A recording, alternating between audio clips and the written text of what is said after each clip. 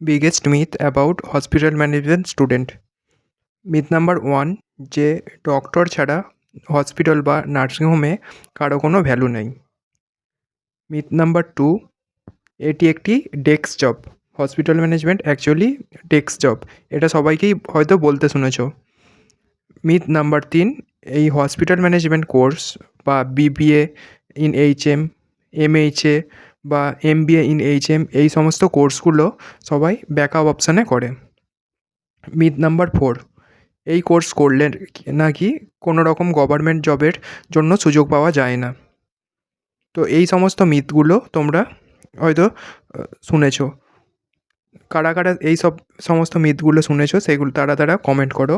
আর কারো কোনো কনফিউজিং থাকলে about hospital management related course বা যে কোনো কোর্সের রিলেটেড বিষয়ে যদি কারো কোনো থাকে, কনফিউশন থাকে, তাহলে সে কমেন্ট করতে পারে।